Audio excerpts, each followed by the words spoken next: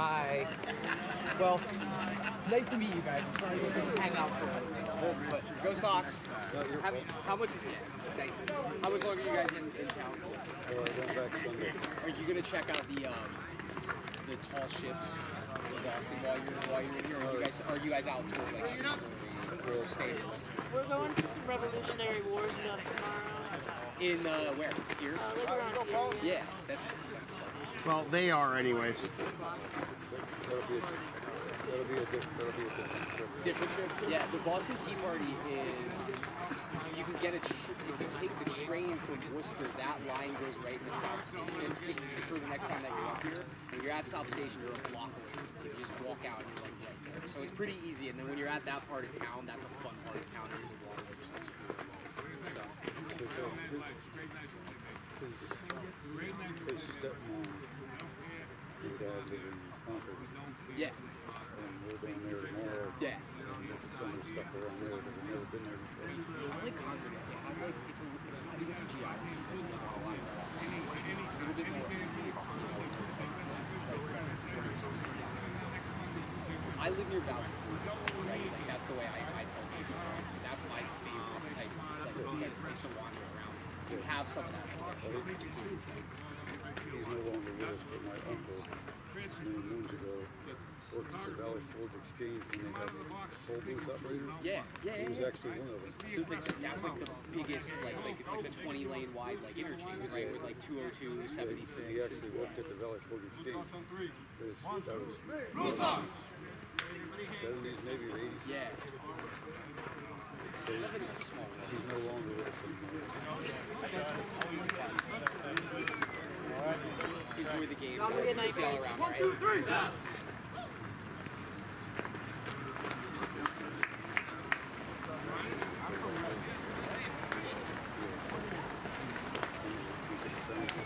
Yeah.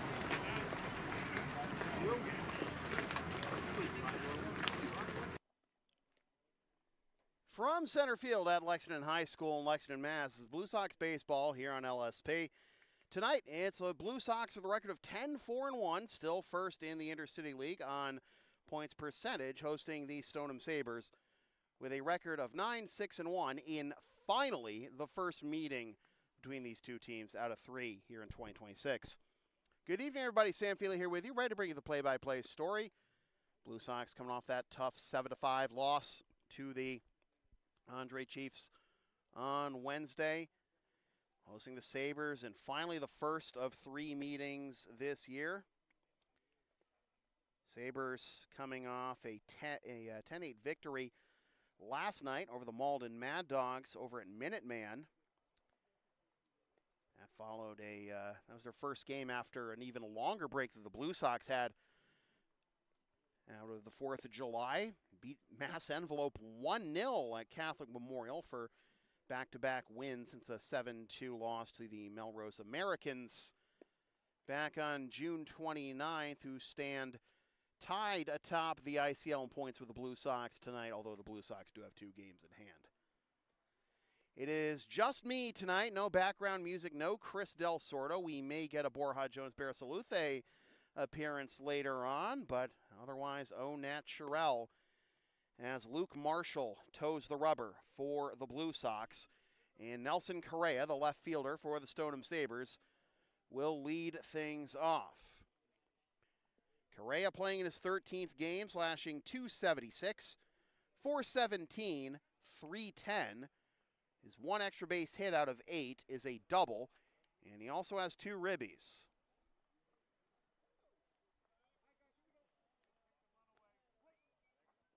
Marshall making his 3rd appearance of the year will fire the first pitch a little bit ahead of schedule at 7:59, and it is up and away with a fastball. We are underway.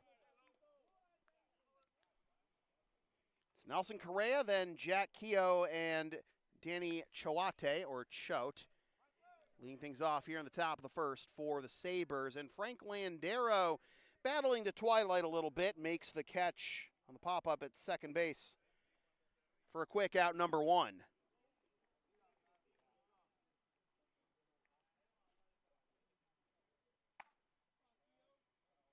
Keogh, pronounced like former Blue Sox pitcher Now assistant GM Matt Keogh, but spelled differently, Keyo, takes strike one. Team's leading hitter at .438, 1020 OPS on top of that, 2 doubles, 1 triple, 8 ribbies. Hits this one the other way, but that'll get foul. Heads up as someone in a Sabres t-shirt was walking back from the walled-off, fenced-off area around the playground parking lot and of Harold Crum Field, the football field here at LHS. Large number of construction going on. Unfortunately, that is why we don't have Chris Del Sordo on the mic tonight, nor do we have the PA system, nor do we even have the scoreboard here at the field, because that was all locked in the shed, as it should have been. Don't get me wrong. Here's a slow roller to the right side. PFP, baby! Oh, it's bobbled by Marshall on the flip over to him by Pavlik, and Keogh will reach. I was about to say PFP, baby. Marshall falling off towards the first base side, of course, as a righty, as he delivers that one. A bit of a slow break to the mound. Did get there in time, but could not handle the toss. Keogh reaches, and here is Danny Choate, the extra hitter, Danny Chawate, as he's being called this year by the Sabres, and he is the team's leading hitter in OPS at 1,100, slashing even 400, 500, 600 with 2 doubles, 1 homer, and 5 ribbies. Keogh, by the way, 2 out of 3 in stolen bases this year. And now Choate has a hitter's count. 1 on, 1 out here in the top of the first for the Stoneham Sabres, and a swing and a miss. Back pick attempt, and able to keep it in front of him is Pavlik, as it takes a funny roll up down the first base line, as it were. Keogh wanted to pull some tricks as Pavlik was just jogging over to pick it up and eventually stayed at first. So it's a 2-1 count here to Chawate. Again, on request of the Sabres, calling him that. Fastball on the outside corner, strike 2. Mentioned Marshall is making his 3rd appearance of the year. He is 0-1 with a 2.80 ERA in 5 innings, allowed 3 hits, 2 runs, 4 walks, and 4 Ks. Long secondary lead there for Keogh, but didn't end up taking off before that one was fouled off by Chawate.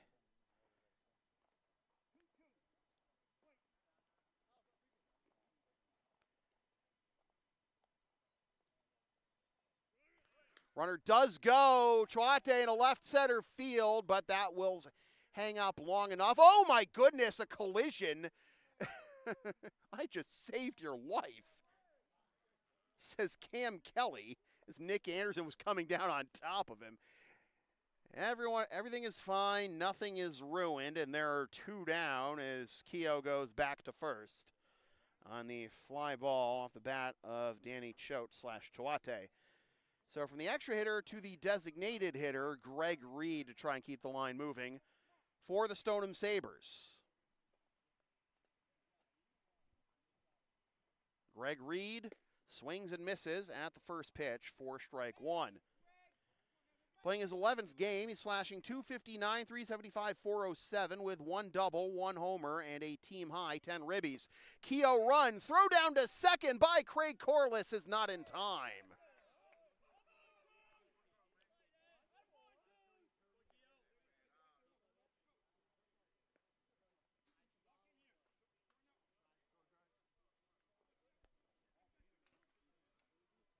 Stolen base for Keogh, his 3rd of the year in 4 attempts.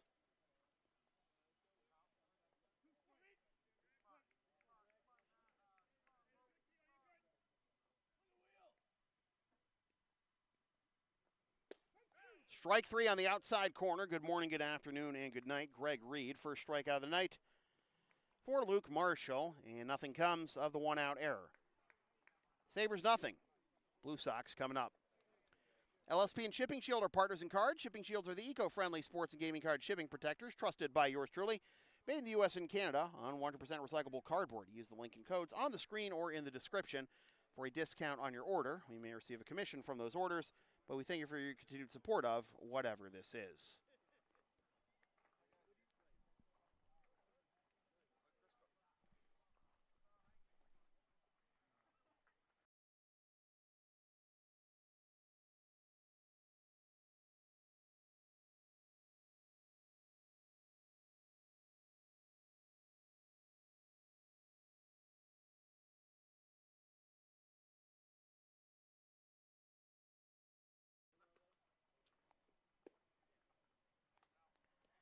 Brady Gillis will toe the rubber for the Stoneham Sabers as the Blue Sox send this 10-man lineup to the plate tonight. It'll be Jake McElroy leading things off in right field, followed by Frank Landero at second.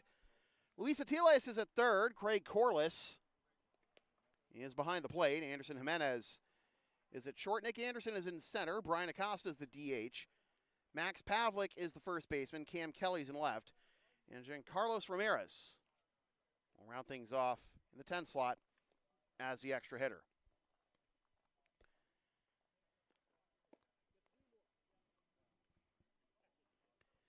Gillis is making his 6th appearance on the mound. He's the team leader in innings pitched.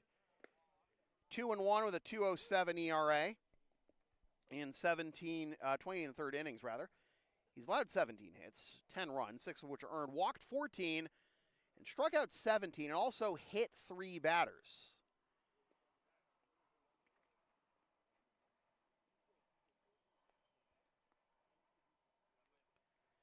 This is a Sabres pitching staff that has issued the most walks in the ICL, 83 and 105. Meanwhile, the Blue Sox have issued the fewest at 44.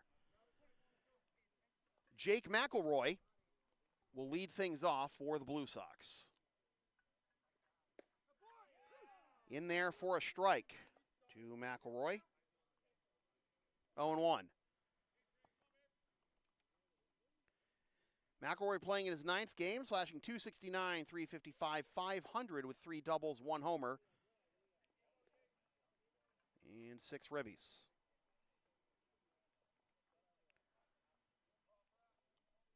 One and one to Mac, who's playing his first game since June 28th against the Expos, in which he went 1 for 4 with a strikeout. And now he's ahead in the count, 2-1. Mac has had a hit in every game he has played except 2. Those were back-to-back games against TJOs and the Brighton Braves. And he has a hit against in every... Take that back. He's actually had a hit in every game he's played against ICL competition. I'm also whiffed on the Boston Blue Jays game, which he also went 0 for 3. I guess the Park League has Jake's number this year. Blowing the fastball by him for strike 3 and out number 1.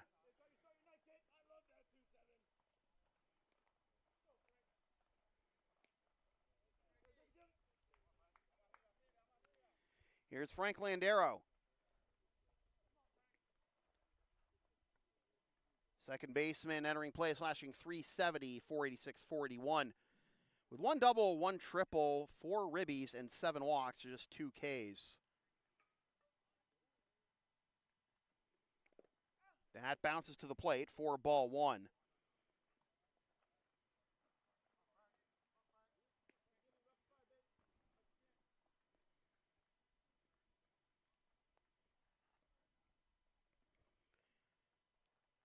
Frank has reached base in each of his last 4 games played.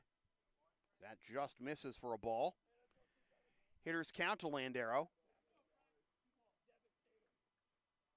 Against Mass Envelope on June 26, he had no official at-bat but scored 3 runs. And had 2 ribbies. 3-0.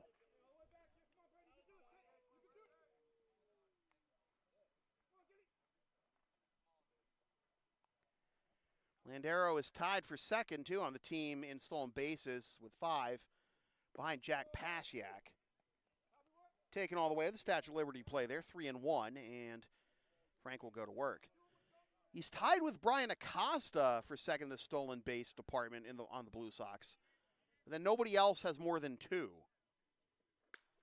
Ground to the left side. Nice diving effort by the shortstop, Keogh, but into left field for a 1-out single for Frank Landero. So both teams get the second man of the inning aboard after the first one was retired. This one by way of a hit. Keogh on via an error. And like Keogh, Landero might be a threat to steal here. Here is Luis Atiles.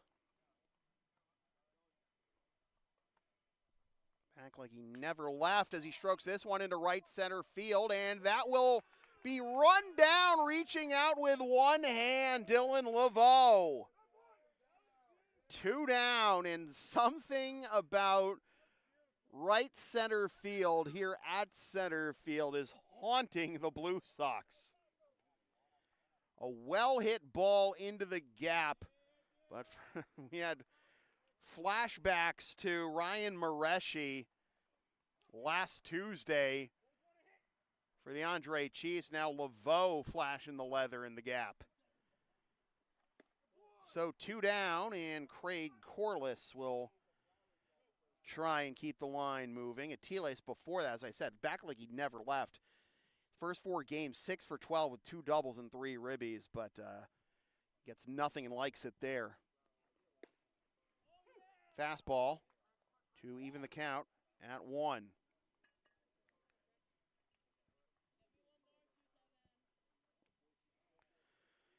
Corliss in 4 games, slashing .429, .643, .571 with 1 double and 2 ribbies. Runner goes, pitches a ball, throw 1 hops into the second base bag, and he's safe. Sabers can't believe it.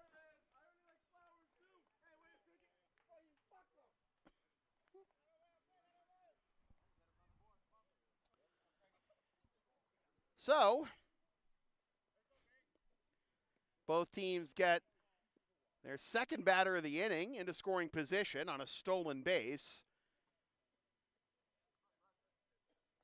Now it's a 2-1 count to Corliss.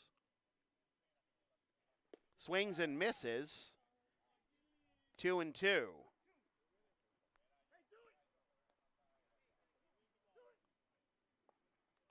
Landero at second after his 6th stolen base of the year.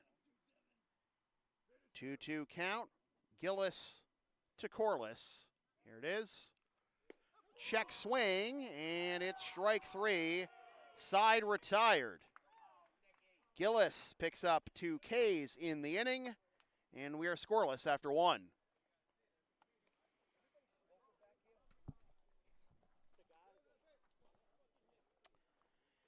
Advertising opportunities are available on LSP. Sponsor our content for as little as $25 a spot. Whether you want to promote a business, product, or event, or send a message of support to a player, team, or coach, email yours truly for all the deets.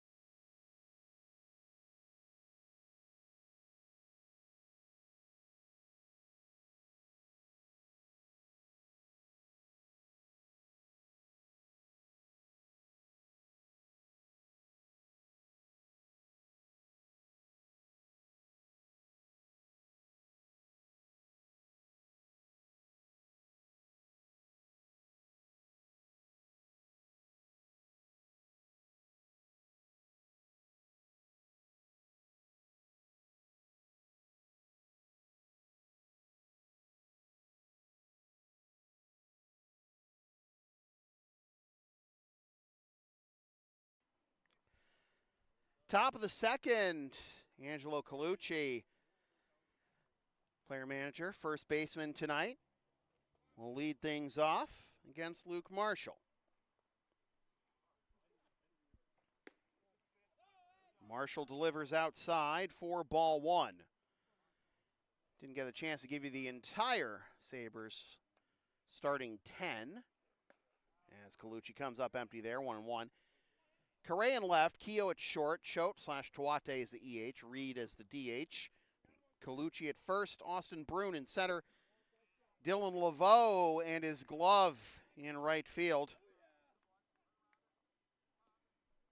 Jet Jones behind the plate, Nick Bartolini at third, and Emmanuel Cepeda at second base. Now 3-1 count here to Colucci.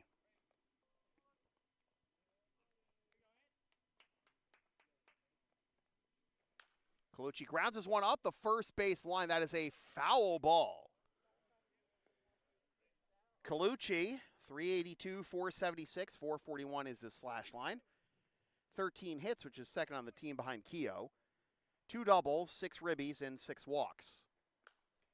Towering pop-up, foul and out of play. We'll do it again.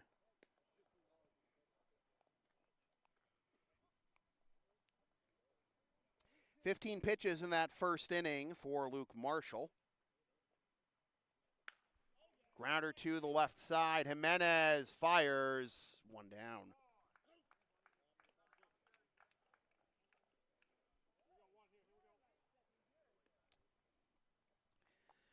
Jimenez, who leads the ICL in assists with his first one of the night. And here's the center fielder, Austin Brune.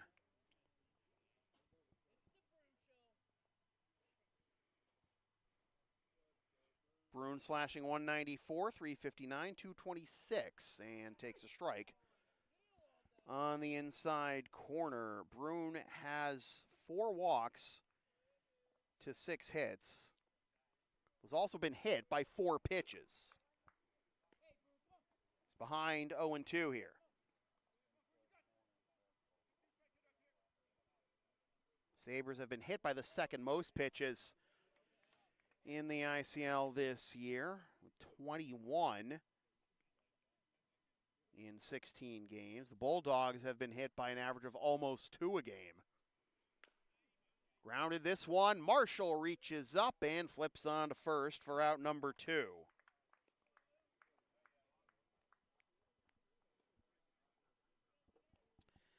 Back-to-back groundouts to begin the second inning, and let's see if Laveau has as much in the bat as he did in the glove in the bottom half of the first inning. Laveau is the team leader in walks as he takes high for ball one, 1-0. 316, 567, 421 is his slash line with 2 doubles and 1 RBI and 11 walks. Fouls this one the other way and out of play, and it is 1-1. You got time called as something got onto the field, possibly a ball that was thrown back by someone, I don't know, and base umpire right to pick that one up. You never know when or if that will be a hazard. Can't take any chances. High for a ball. Laveau's not only the team leader in walks, but also the league leader in walks drawn with 11. Takes a strike. 2-2.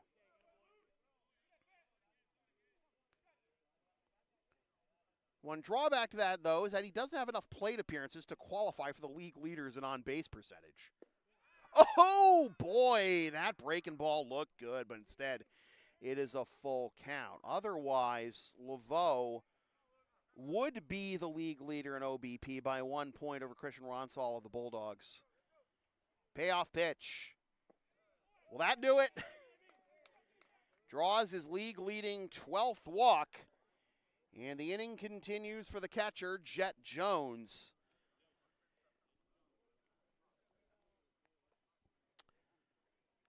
Laveau, for those playing the home game, is 1 for 1 in steals this year. Back in 2019 in the Yawkey League with the Savin Hill Dodgers, he was 10 out of 11.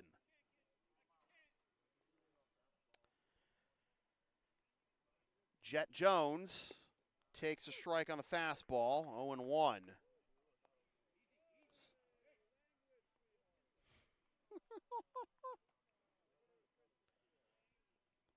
Chirpo-Rama right now. Stroked into left field by Jones. That's got a jet engine on it all the way to the wall. Laveau's being waved around third. Here comes the relay, will be cut off. And it goes wide, and ball's going to be called dead. They've thrown out a play. They're going to award Jones home.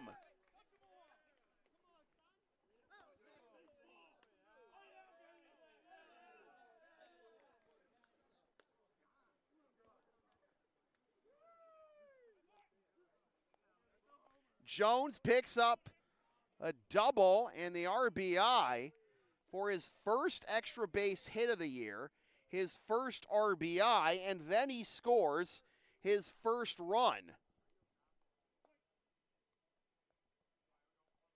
And just like that, the Blue Sox pay for the two-out walk dearly. It is 2-0 Sabres.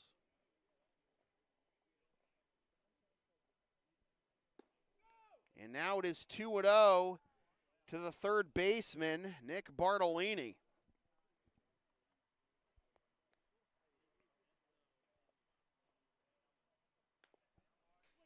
Foul to the backstop.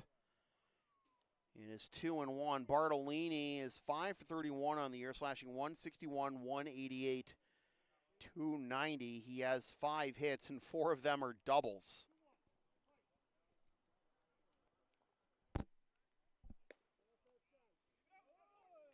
Outside, 3-1. And the baseball butterfly effect strikes again. We've seen small plays change entire games recently, too, for the Blue Sox. If that breaking ball by Marshall gets called for strike 3, none of this happens. Grounder to the left side. That is a foul ball. And a reprieve for the Blue Sox there, as it was very close to the line, hopping over the bag, but lands foul, and will do it again on this full count. And the Blue Sox have made it part of their identity to create 2-out, nobody on rallies, but the Sabres doing just that here. Now another grounder third base side, this one more obviously foul. And a good battle here being put on by the number 9 hitter, Nick Bartolini. And again, the Blue Sox struggling to put batters away, get quick innings. And especially at the bottom of the lineup, too. Swing and a miss, breaking ball. Strikeout ends the inning, but not before Jet Jones drives home Dylan Laveau with the RBI double, and then scores at the end of the play on the error. Second error of the game by the Blue Sox, too. And after a buck and a half, 2-0 Sabres. The LSP store is open. Get yourself one of several different designs of stickers, shirts, or other merch, including some stuff with my dog, Tina the Long Arena on it, and some words I've probably said on this here YouTube channel over the years. Scan the QR code now to go to the Spring Store and buy.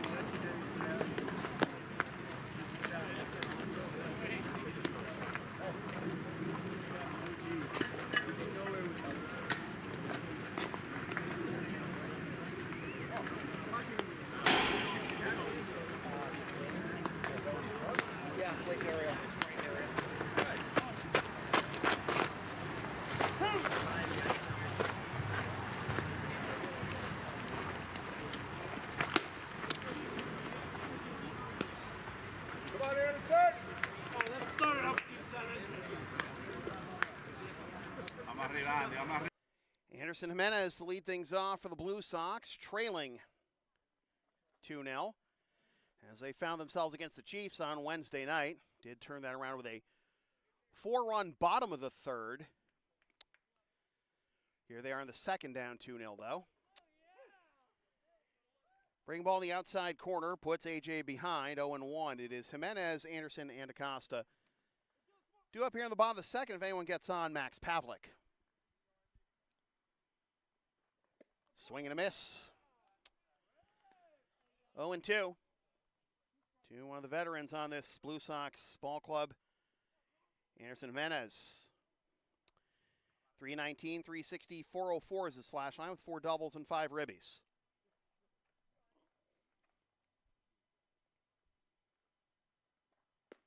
Up and in. 1-2. Coming hot that way. Maybe that'll open up the outside of the breaking ball here. Saw him get that in for strike one, this AB. Do it again. There's the breaking ball, and it tied him up. That one stayed up and in, too. I think AJ was definitely caught off guard in one direction or another, but he is set down for the third strikeout already, all swinging for Brady Gillis. Here's Nick Anderson. 7th game of the year, slashing 235, 333, 412 with 1 homer, which is his only extra base hit, and 5 ribbies. He's only played 6 of the Blue Sox' first 15 games, but he leads the team in strikeouts with 12. On to Worthing Road, we have an official broadcast as it's 1-1.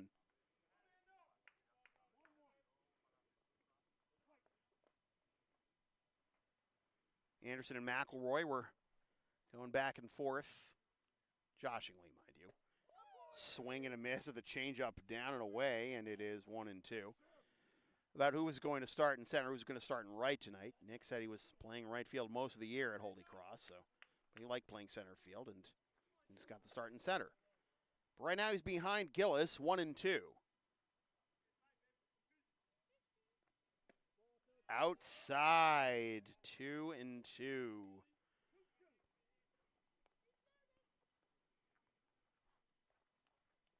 Jones tried to put it on a platter for the umpire, but wasn't buying what he's selling. See what happens on 2-2.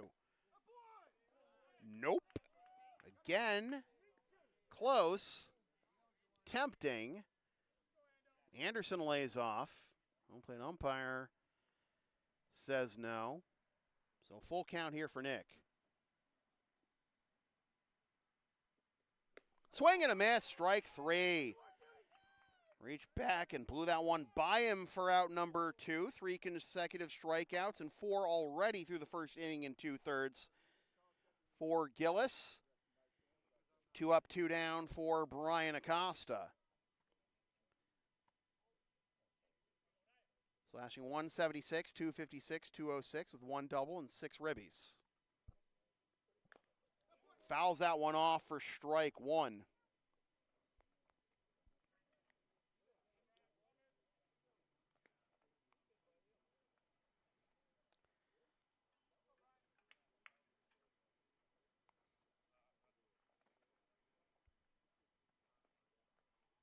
Gillis making his 6th appearance of the year.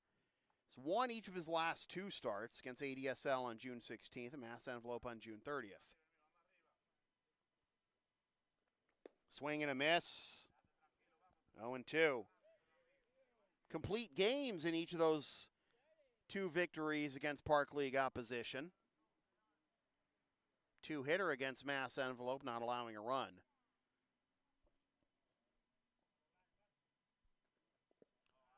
Bounces to the plate.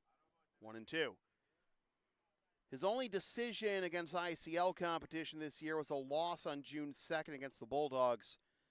Went 3 innings, allowed 5 hits, 4 runs, 3 of which were earned, walked 2, and struck out 2.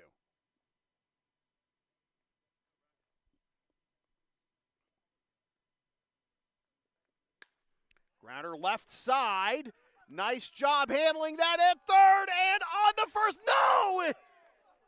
Colucci came off the bag, says the base umpire.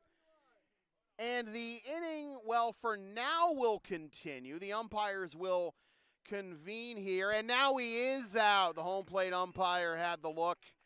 And the inning is over. A smash over to the third base side. Bartolini looked like he had bobbled it for a moment. And he had to go to his left to field that. And still ended up getting the out to retire the side. And we are through two, still 2-0 Sabres. Are you down with the sound called LSP? Of course you are. Then follow and support us on the web, Linktree, Facebook, YouTube. Don't forget to subscribe. Membership's also available for $5 a month.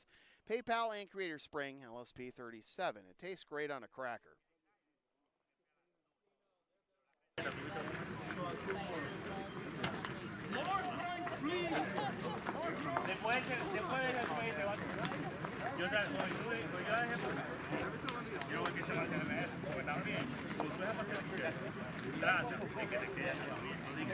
A veces no era para no así.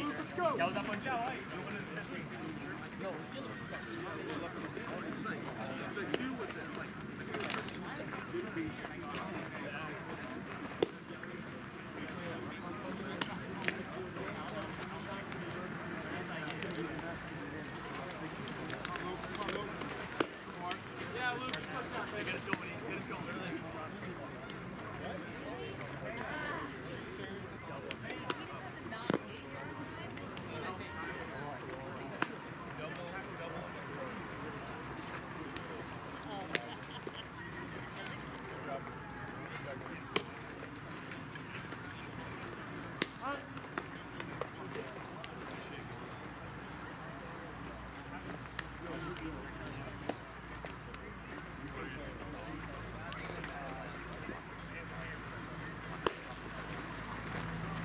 Vamos, agresivo.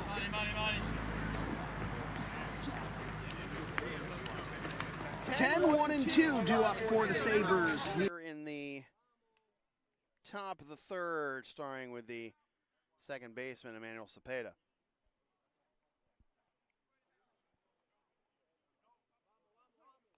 Zapata, I should say. Fouls that one off, read the top line, and it is 0-1. Zapata slashing 130, 259, 130, 3 hits, no extra base hits. 3 ribbies, actually has more walks and hits at this point.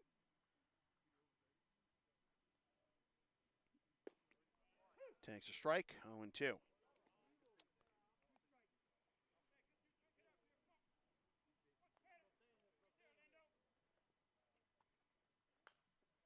Zapata fouls that one off. Zapata bat .310 last year in 58 ABs, 18 hits, 2 doubles, 9 ribbies. Not off to the same start here, though. In 2026, but hoping to turn that around. That hit him? No, it did not.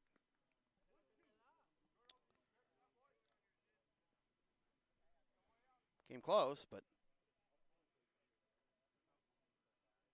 still got to do some work at 1-2 and try to bring that curveball back to the front door, did Marshall, and instead it is 2-2. So he's tried to get him with off-speed stuff inside on 0-2 and 1-2. Reach back, no, pull it across. And from 0-2 to 3-2. Marshall's already walked 1, and he paid for it immediately with Jet Jones' double last inning. You don't want to lose the 10-hitter after being ahead of him 0-2, and he's going to stay in the fight here. Already about to get to 50 pitches for Marshall through 2+. And again, this is the theme of the Blue Sox, it seems, the last couple of years. Struggling to put guys away at the bottom of the order, struggling at quick outs against the bottom of the order. This will be a grounder to the left side. Jimenez fires. Well, a good pick by Pavlik to prevent another error, which would have been the third of the game for the Blue Sox. But Zapata reaches on the infield single after being down 0-2. And the Leadoff man is aboard for the first time tonight for either side. And now the lineup turns over for Correa, who popped up to second his first time up to lead off the ball game. Correa, 259 hitter in the early going, and that bounces to the plate, and the wild pitch will allow Zapata to get into scoring position. And nothing coming easy for the Blue Sox.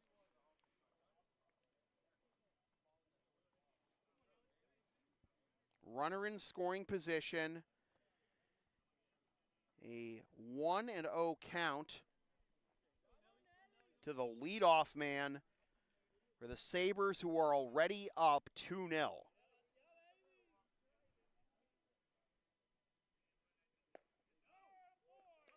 The Blue Sox have already committed 2 errors. One directly scored one of the 2 Sabres runs. Liner over the head of the T-Lace into left field for a base hit. Here comes Zapata to make it 3-0.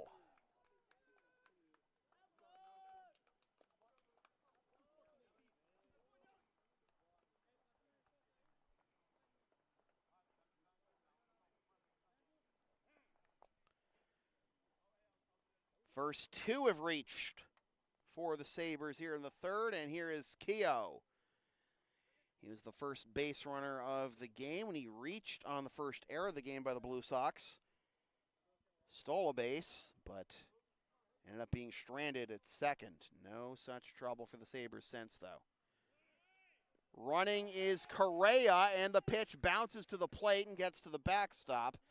Stolen base anyways for Correa since he was running with the pitch, so it'll be the second stolen base of the game for the Sabres. They've been doing this with 3 hits, 2 steals, a walk, wild pitch, couple of errors. That gets to the backstop.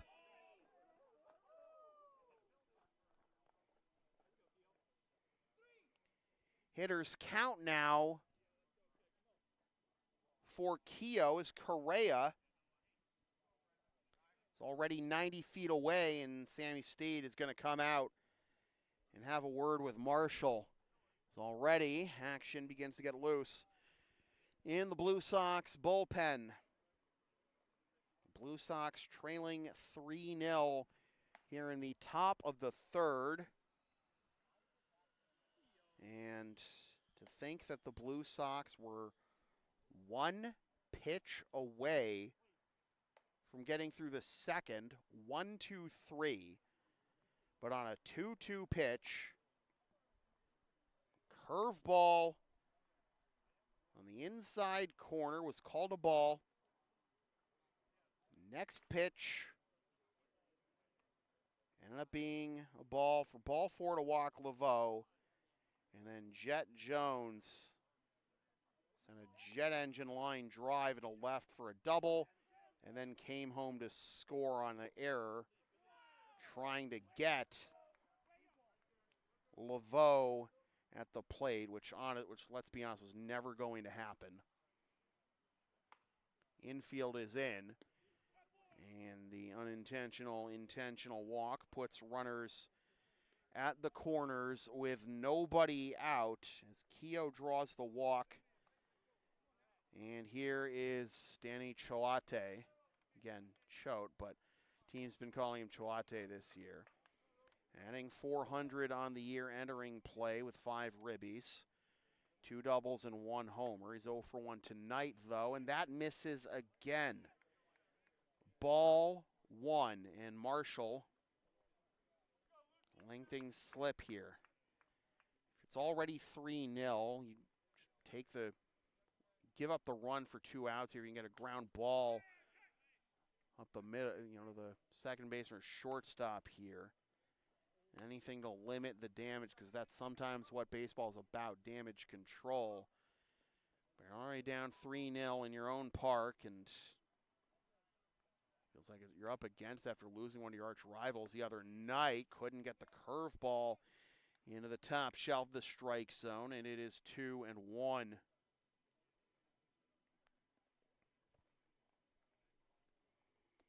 Correa at third, Keogh at first. A 3-0 game. Marshall with a 2-1 count. Down and away. 3-1, and I have to imagine that this is going to be Marshall's last batter if he doesn't get Chouate here. Fouled off of Corliss's mask to get the count full. And again, the ripple effect, the butterfly effect of that ball 3 call that could have very easily been strike 3 to end the top of the second. Next pitch lets Laveau on. Jones with a double, then comes home and scores. And then Bartolini struck out to end the inning. You can very easily get back into it the following inning. Blue Sox in 1-2-3. Runner goes, foul tip. And that's going to be held on to by Corliss. No try to get the runner Keogh, who will pick up his second stolen base of the game. You got the 1 out. You still have the infield in here for Greg Reed. Marshall still in this one. 1 down here in the top of the third. As that misses down low for ball 1. Reed struck out swinging his first time up to end the top of the first. It's easy to lose hope in a situation there. And the ripple effect leads to 2 runs. Blue Sox go 1-2-3 in the bottom half, and now you got 1 run home and second and third with 1 down here in the third. Can the Blue Sox limit the damage here, or can the Sabres extend the lead? It's going to be a fly ball into right field. It should be deep enough to score the run, and it drops. It did not travel nearly as far as anyone thought it would, and now the throw is offline and goes out of play.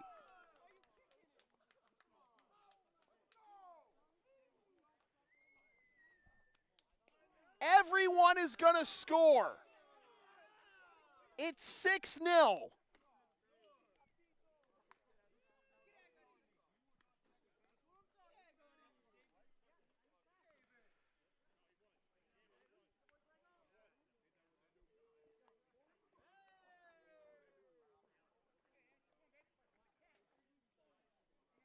Fly ball went into right. McElroy lost it. Landero couldn't find it. It actually dropped closer to Landero than McElroy.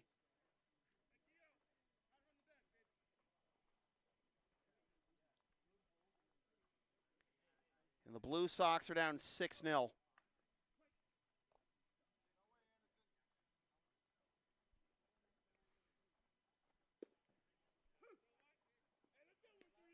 Oh and 1 is the count to Angelo Colucci.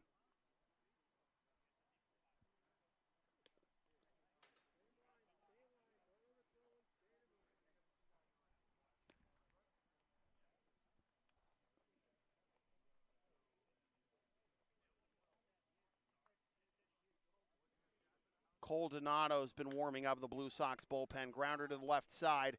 Jimenez scoops, double clutch, but still gets the out. 2 down. So Colucci's now 0 for 2 with 2 groundouts to short. The Blue Sox absolutely shell-shocked.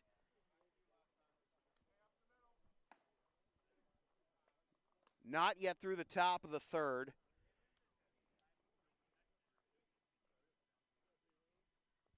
They're down 6-0. Try a bunt his way on, but that is foul in the batter's box for strike 1 to Austin Brune. Grounded out on a comebacker his last time up.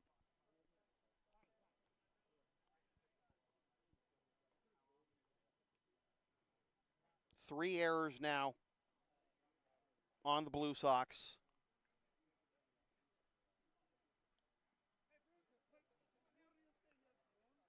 Those errors are directly responsible for 3 of the 6. Sabers runs, backhand in the hole by Jimenez, but it's not going to matter as Bruin picks up the base hit.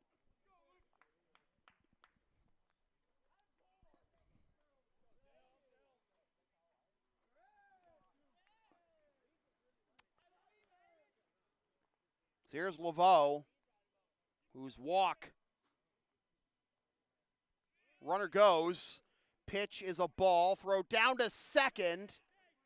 Offline. Stolen base for Bruin.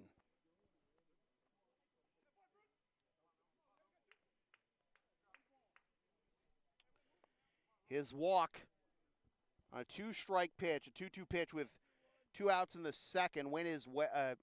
2-2 pitch went his way, got the walk after. It feels like the butterfly effect moment in this game.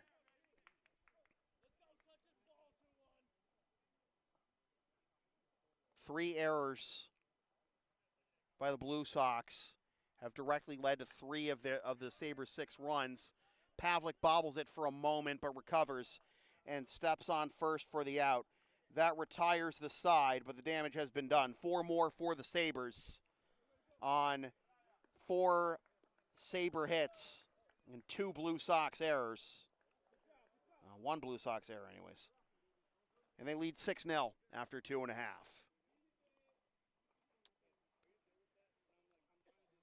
LSP and Shipping Shield are partners in cards. Shipping Shields are the eco-friendly sports and gaming card shipping protectors trusted by yours truly. Made in the U.S. and Canada on 100% recyclable cardboard. Use the link and codes on the screen or in the description for a discount on your order. We may receive a commission from those orders, but we thank you for your continued support of whatever this is.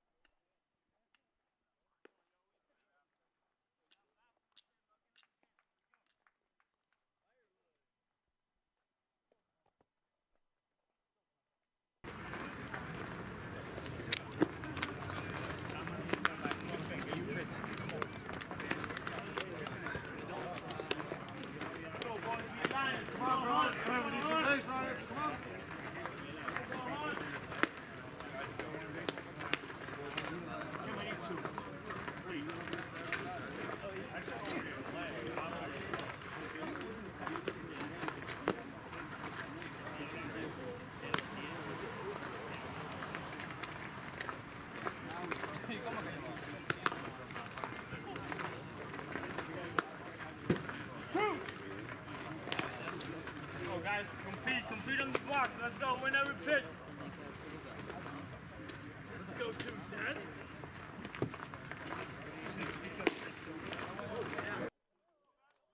The Blue Sox have the veteran leadership to remind everyone, not just the younger players, everyone involved.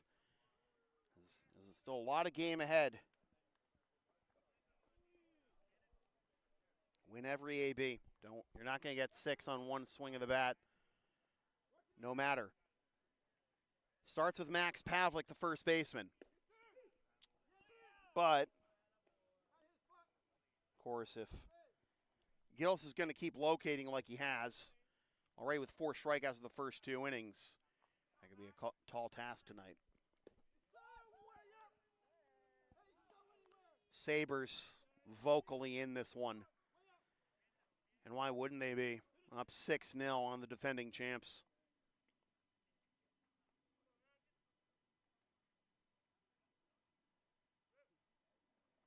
High for a ball. 1-2. In a situation like this, it's very easy to get into desperation mode at the plate and want to just crank something over the wall with every swing, but you can't do that no matter who you are. And it's high for a ball. Will be 2-2. Pavlik is 0 for 5 with a walk in 2 games so far. outside. 3-2. Last played on June 28th against the Expos. Went 0 for 2 with his one walk this season. And fouls that one off. In fact, Pavlik's only appearances this year have been against the Expos. See if some new opposition helps him out here. Went from 0-2 to 3-2 against the guy who's dealing so far in Gillis. 3-2, here it is. Swing and a miss. Lean on that fastball, why don't you? 1 up, 1 down, 5 strikeouts now for Gillis. Here's the left fielder, Cam Kelly.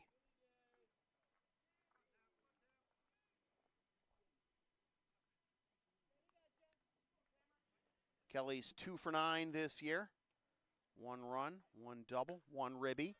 Hits this one into right center field, and that will be tracked down by Austin Brune. And quickly, 2 down.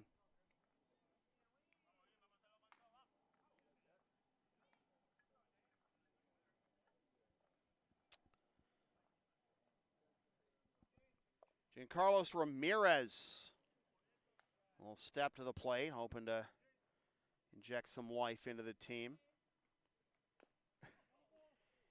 Kind of guy who can go absolute ranch if he gets a hold of it. If he gets a hold of one.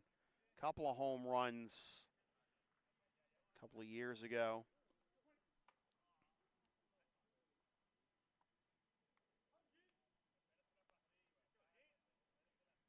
Doesn't have a hit in 6 ABs this year, though, as that bounces to the plate. Oh, and that got Jones. And he is definitely hurting.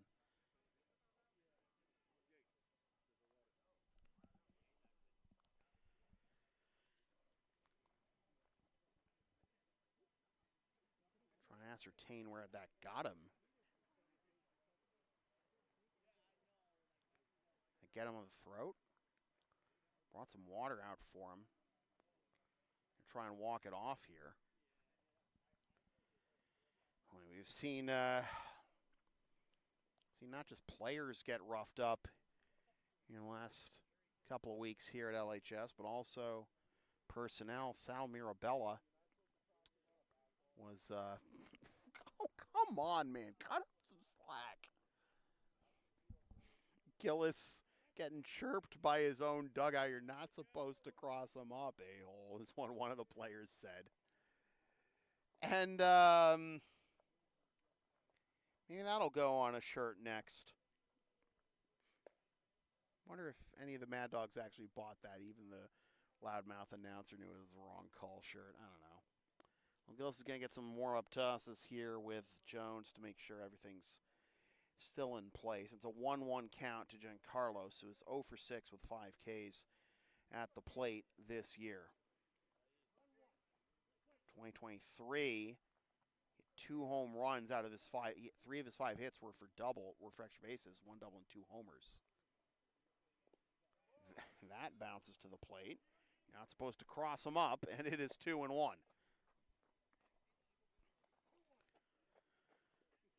And Carlos has never drawn a walk in his career with the Blue Sox. His 19 strikeouts and 49 ABs.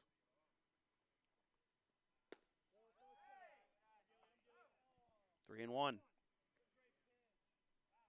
0 for 2 with 2 strikeouts in limited action last year.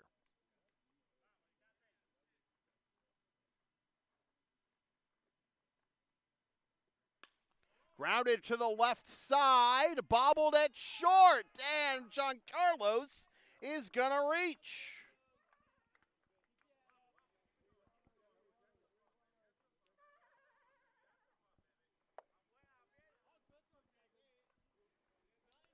Lineup turns over for Jake McElroy. Struck out swinging his first time up. And that is precisely the kind of AB you need from one of your veterans to rally the troops. That bounces, smothered by Jones, and it's 1-0. Work it to a 3-1 count, put it in play, force the defense to work. Error committed by Keogh. Puts John Carlos at first with 2 down. McElroy pops this one up. Keogh's under it. Oh, had to reach a bit more than maybe he anticipated to catch that one. But he does make the catch, and the side is retired. And we are through 3, still 6-0 Sabres. Advertising opportunities are available on LSP. Sponsor our content for as little as $25 a spot, whether you want to promote a business, product, or event, or send a message of support to a player, team, or coach. Email yours truly for all the deets. Saw that, thank you.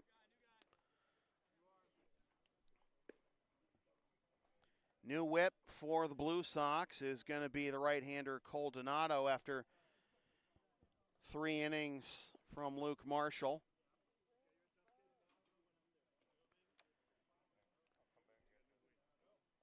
Donato making his first appearance of 2026. He's in his 3rd year with the Blue Sox.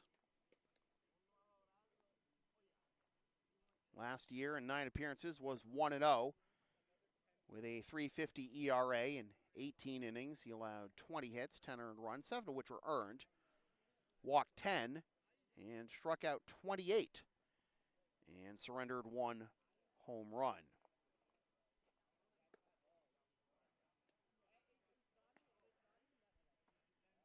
Those 28 strikeouts were tied for 2nd on the Blue Sox last year behind Drapes. Jack Volo also had 28 Ks. Donato got his in 2 2/3 fewer innings than Jack.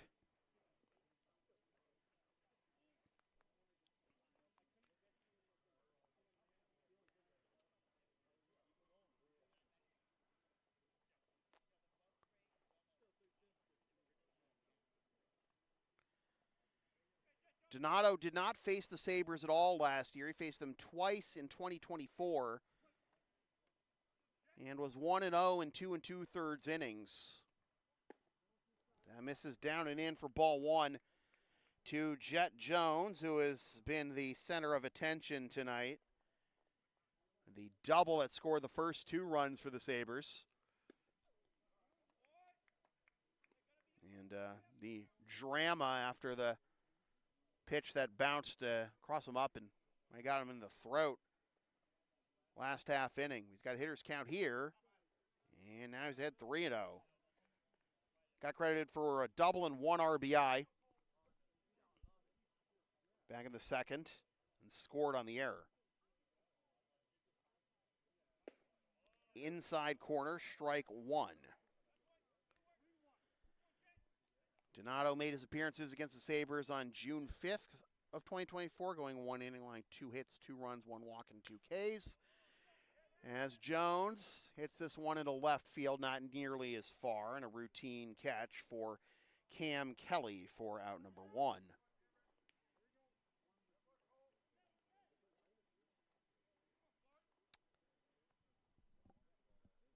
So for the 3rd time in 4 innings, the Blue Sox get the Sabres leadoff hitter. Now here is Nick Bartolini. Lines this one left side past Jimenez into left. Not wasting any time is Bartolini to get a 1-out single. And now every Sabres batter has reached to this point except for Tuate and Colucci. Here is Zapata, who led off last inning with a single and came around to score thanks to Nelson Correa.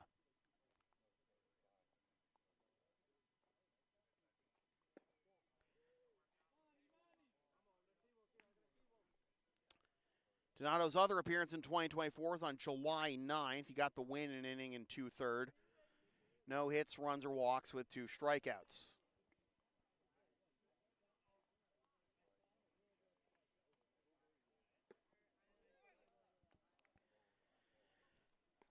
Both Marshall and Donato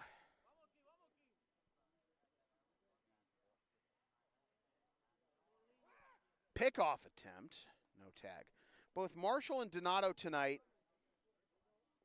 I mean, obviously we've seen a handful of pitches from Marshall go wide of Corliss, go to the backstop. They've really been trying to hit the, there's a breaking ball down away that gets a swing and a miss, something I'm sure Marshall would love to be able to create during his time. Unfortunately, got chased after 3 innings, allowing 6 runs. They've been trying to hit the inside corner. Read the second line. It's 2-2. They've been trying to hit the inside corner, maybe with breaking balls, maybe a time or two too many. And at some point, you have to learn to just trust your best pitch and your defense. Not try to get too cute. That works too. Strikeout for Donato of Zapata. Now the lineup turns over for Correa. Popped up to second to begin the ball game. Singled home run, stole base, and scored last inning.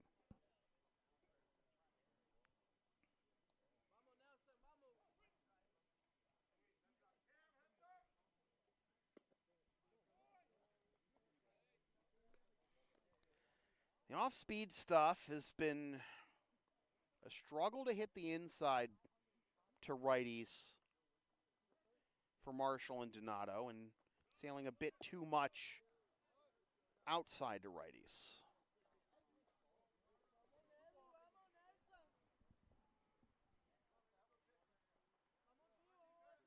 Perhaps too much of a reliance on the breaking ball in this game by the Blue Sox pitchers.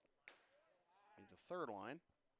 2-1. A green light on the 2-0 pitch, and fouled it off, did the Sabres leadoff man. Give credit where credit is due, obviously, to Brady Gillis.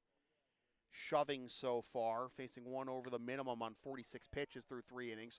Here's a fly ball into center field that Anderson will handle for the out that retires the side. A much-needed easy inning for the Blue Sox, but we are halfway home, still 6-0 Sabres.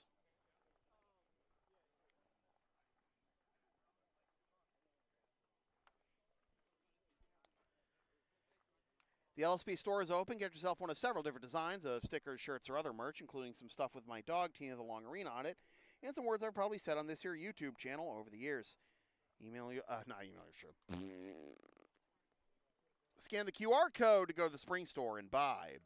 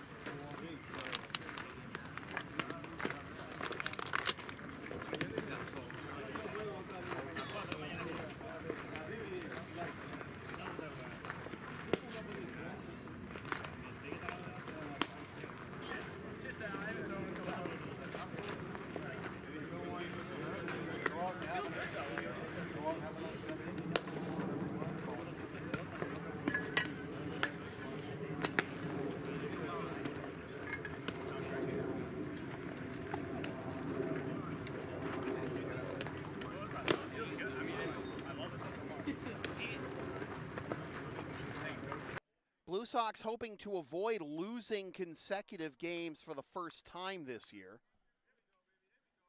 Lost last time out of the Chiefs, 7-4.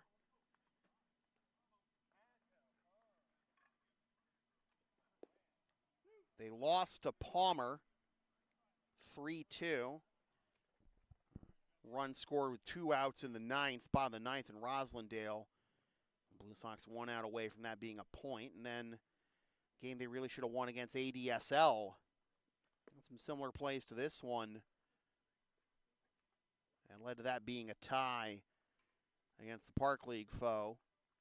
That's the only time they've lost, or excuse me, it's the only time they have not won consecutive games this year. But they still at least got a point out of the ADSL game. You can have one of the biggest comebacks, I think, in franchise history if they're going to even salvage a point here. As Frank Landero takes a strike on the outside corner from Brady Gillis. He's through 47 pitches now, through 3+ and has 5 Ks. Landero takes down and away, ball 1. Singled and stole a base back in the first. That is the only hit of the night for the Blue Sox.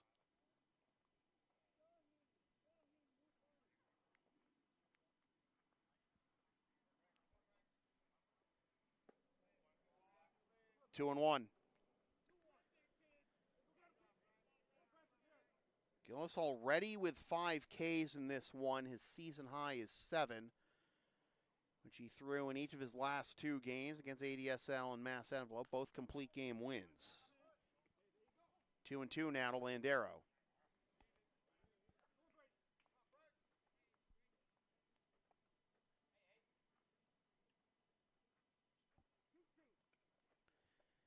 Just the one single out of Landero and allowing Ramirez to reach on an E6. The only base runner so far for the Blue Sox. Inside, full count. Sabers dugout thought that was good, and if that was going to ring up Landero, the Blue Sox would be apoplectic. Full count now. Liner on a hop, bobbled, but still able to throw on to first. Zapata for out number 1.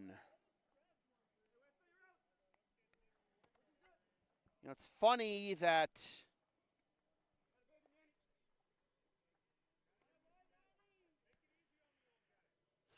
the Blue Sox need to show this patient approach to try and wear down Gillis a bit. When you consider that the message that Rick DeAndres was sending to his team before the game was be aggressive. Oof! A T-lace in the small of the back. Sometimes you got to wear one. Sometimes that's what you got to do to win a ball game. And he reaches. He's good to go. He's a hockey player. Here's Corliss. He struck out swinging to end the first, which was the first of 3 consecutive strikeouts for Gillis between the first and second innings. Tired 7 in a row between Landero's single and Ramirez reaching on the error.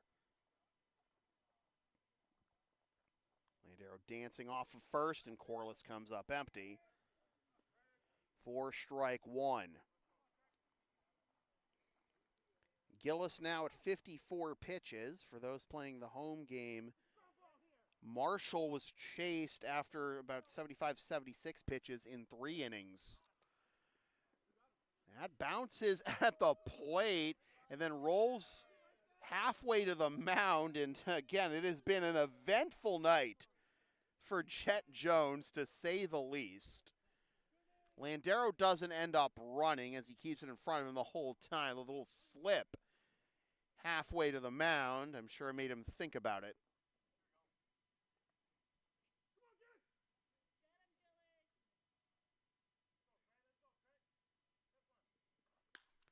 Corliss into right center field. That'll hang up and be run down by Brune for out number 2.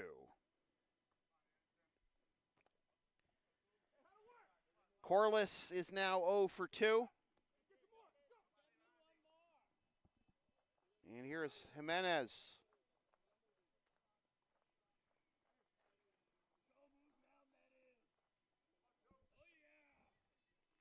Jimenez struck out swinging his first time up. Grounds this one, third base side, foul for strike one.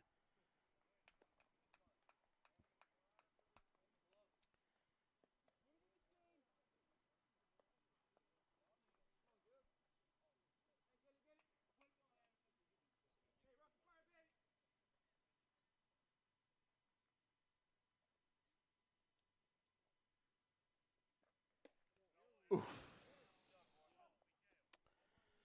Well, Gillis isn't the only one trying to hit the high inside corner with a breaking ball tonight. It's not been a successful pitch for the most part in this game for either side. Fastball in the outside corner, though, has been a successful pitch, and I think Marshall did have some good success with that early in his outing. But again, sometimes just lean on your fastball, trust your defense, but it wasn't really the case tonight for the Blue Sox pitching so far. Jimenez with a pop-up left side just into the outfield grass, and is caught by Bartolini for the out that retires the side, and nothing comes of the hit by pitch of Atiles, and we are through 4, still 6-0 Sabres. All right, now with the sound called LSP, of course you are. Then follow and support us on the web, Linktree, Facebook, YouTube. Don't forget to subscribe. Flash the subscribe button. Membership's also available for $5 a month. PayPal and Creator Spring. LSP 37. All the cool kids are doing it.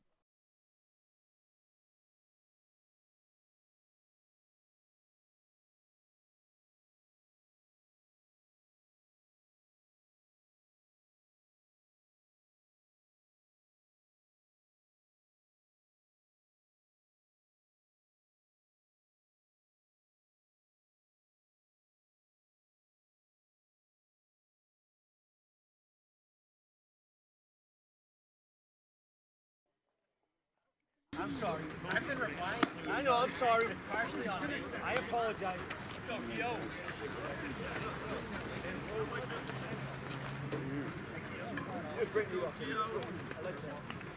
Ready to flame off?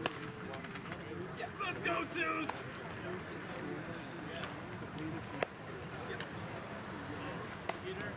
She's going to run us home, sir. I mean, to herself. You go, we go! Jack Keogh. Wrong mic. Jack Keogh leading things off here in the top of the 5th. Keogh, Choate, and Reed due up. That is in there for a strike. Quickly 0-2. To Keogh, who reached on air and stole a base in the first. Walked, stole a base, and scored a run in the third. 6-0 Sabres on top of the Blue Sox. Curveball inside corner, strike 3 called. First time that's worked tonight for either side. Good morning, good afternoon, and good night, Jack Keogh, for the second strikeout so far for Coldonado. So one down.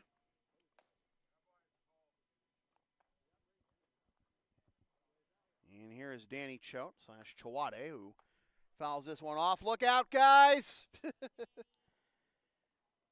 Katrina and her parents were actually walking in the direction of where that foul ball was headed, but everything is fine, nothing is ruined, and it is 0-1 to Choate. Flat to left and a strikeout to his name so far. Fouls that one off, 0-2. 6 runs for the Sabres, 2 in the second, 4 in the third. 3 Blue Sox errors helping their cause. And Chawate is going to be, oh, that is a foul ball. Oh, I thought he had a base hit the other way there. I mentioned that he was one of 2 Sabres players to this point who hadn't yet gotten on base, and he nearly had a little cue shot there the other way. But it remains 0-2 instead.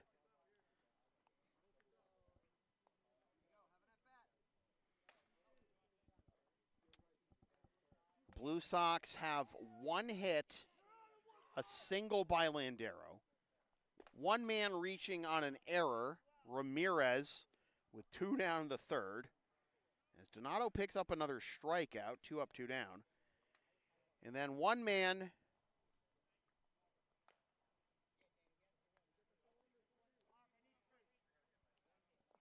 getting hit by a pitch, Luis Atiles. And the only runner to get past first tonight is Landero, who stole a base, who stole second after his single. That was still when it was a 0-0 game. Broken back ground ball, turn, throw, Atiles dodging the shrapnel to get a 1-2-3 inning for the Blue Sox. They still trail 6-0 with 9 outs to go. LSP and Shipping Shield are partners in card. Shipping Shields are the eco-friendly sports and gaming card shipping protectors. Trusted by yours truly, made in the U.S. and Canada on 100% recyclable cardboard. Use the link and codes on the screen or in the description for a discount on your order. We may receive a commission from those orders, but we thank you for your continued support of whatever this is.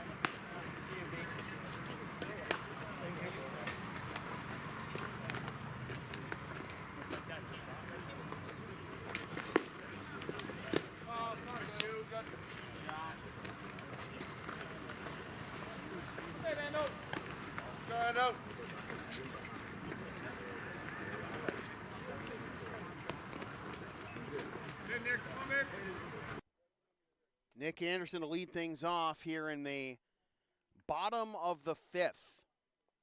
Game about to hit the hour and 20-minute mark. We start at 7:59. It's now 9:18.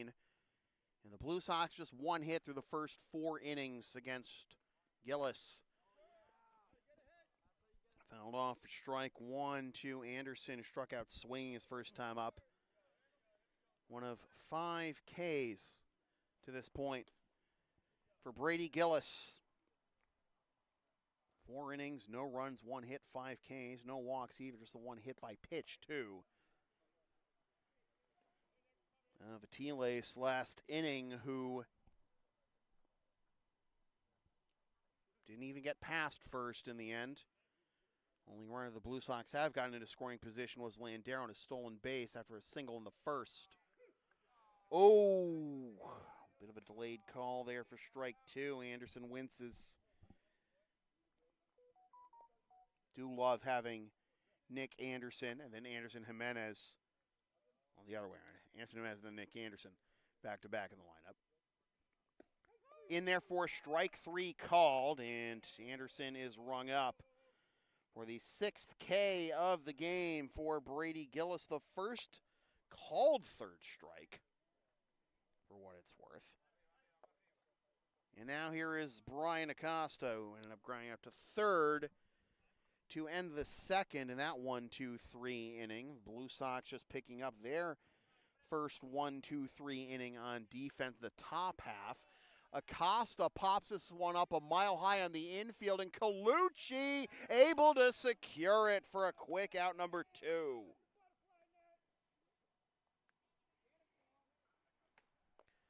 Blue Sox, Ricky DeAngelis told them before the game, be aggressive, but now they don't. And they're being a bit too aggressive because now they're down to their final 7 outs.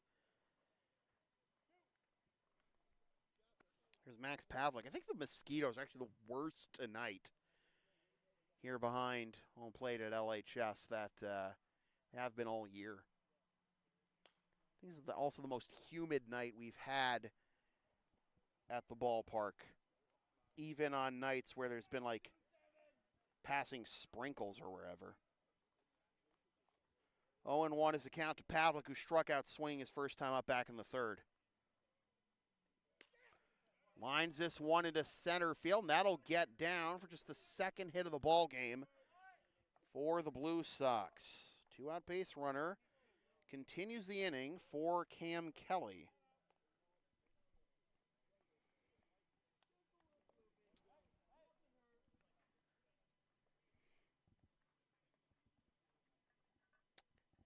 Kelly flew out to center his first time up, the second out of the third.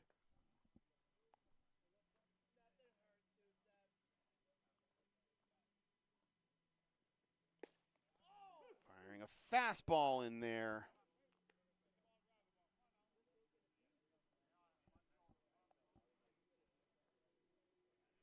Oh and 1. In the top of the sixth, the Sabres will have Colucci, Brune, and Laveau due up. No way Pavlik's running here. Down and in for a ball.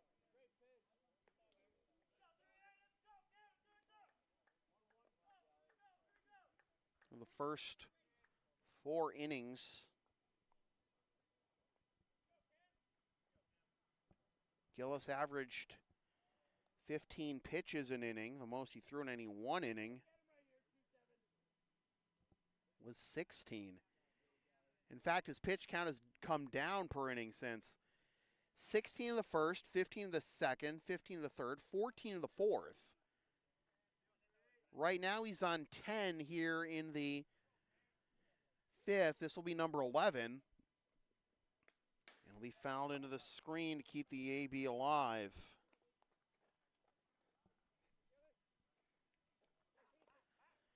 Blue Sox will run it back with the Sabres on Monday night, and if this score holds, you know, there'll be revenge on the mind of Rick DeAngelis and company. Same time, same channel for that one. Good fight here by Kelly to keep the AB alive, but you really needed longer at-bats. I mean, longer at-bats is one thing. You got to convert them into base runners, too, because if Gillis is still finishing you off 5 pitches an AB, that's a pretty good average, but not going to matter if you're not actually getting guys on base. 2 and 2. Then you just end up in a spot where, to this point, you've only had 4 base runners for the Blue Sox. Curveball outside corner, strike 3 called, and the side is retired. And just a 14-pitch inning for Brady Gillis. Again, pushing his pitch average down. As we go to the 6th, it's still 6-0 Sabres.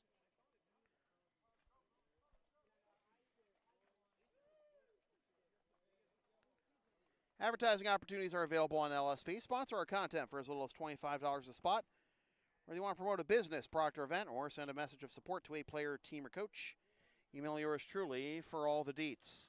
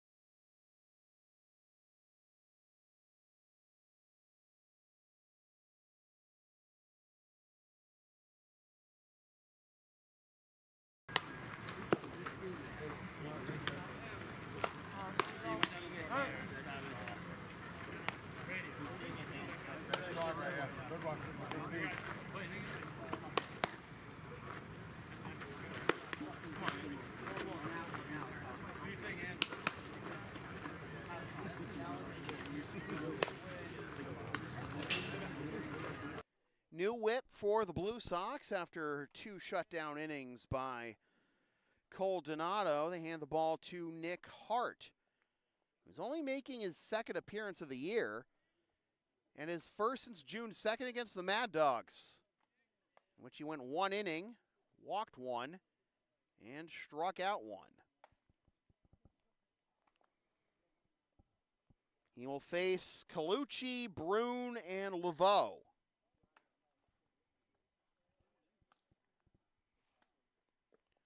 Colucci takes downstairs for a ball. 1-0. Angelo is grounded out to short twice in this game.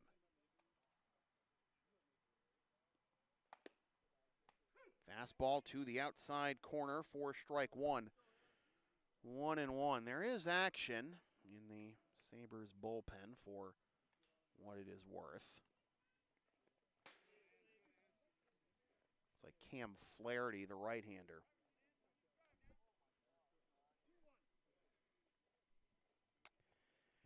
2-1 is the count. The player manager for the Sabres, Angelo Colucci, who takes a strike, 2-2.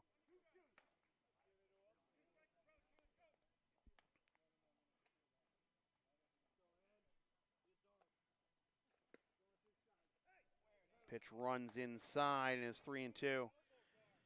The Sabres with a win here tonight would be the 3rd team of the ICL to 10 wins, joining the Blue Sox and the Americans.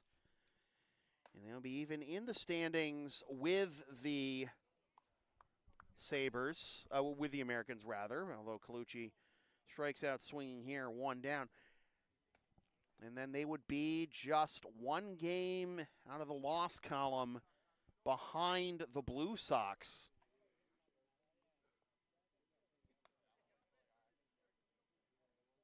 So 1 up, 1 down after Colucci goes down swinging, and here's Brune. It's upstairs for a ball, 1-0, and Brune 1 for 2. Comebacker in the 2nd and a single and steal in the 3rd, but didn't end up scoring as part of that 4-run 3rd. He reached after the damage had been done. He's ahead now, 2-0, hoping to do damage here. It is interesting to think about the Sabres season here. And talk about the Pythagorean standings in the ICL. The Sabres on the year are 9-6-1 with a -11 run differential. Well, the Expos are 3 games under 500, 7-10 with a +13. And a 4-pitch walk drawn by Brune for a 1-out base runner. That'll bring up Laveau.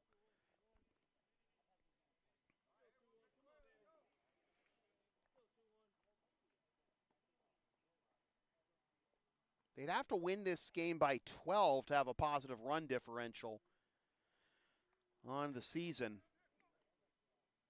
Talking about the Pythagorean standings, is Laveau offered at it with Brune running, no throw made, and a stolen base, 2nd of the game for Brune. So runner in scoring position now with 1 down, an 0-1 count, and Corliss and Laveau exchanging information.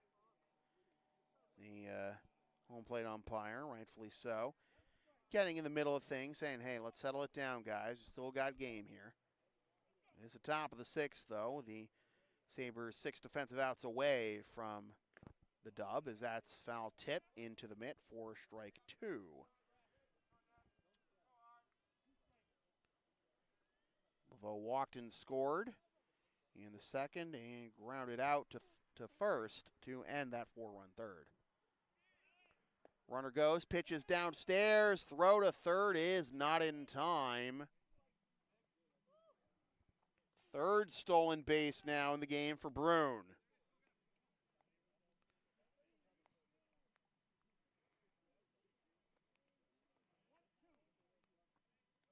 Brune had 3 steals yesterday against the Mad Dogs. Now he's got 3 tonight, after 1 the entire season before that.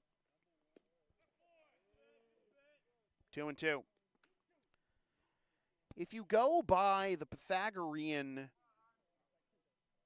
formula for baseball record, and it may be a little different for a 7-inning league like the ICL than it is for Major League Baseball. There's a swing and a miss for strike 3 and out number 2.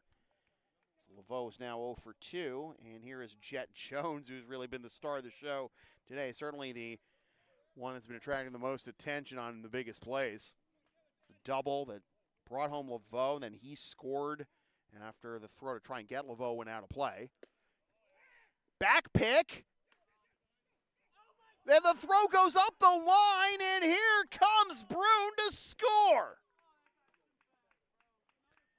Jones swings and misses, and then the throw goes up the line, and they tack on the extra point to the Sabres, and it is 7-0. A fourth error by the Blue Sox by my count tonight. 1-1. Go by the Sabres. Again, the Pythagorean formula might be a little different for a 7-inning league like the ICL, but the formula is runs to the power of 1.83 divided by runs scored to the power of 1.83 divided by runs scored to the power of 1.83 plus runs allowed to the power of 1.83.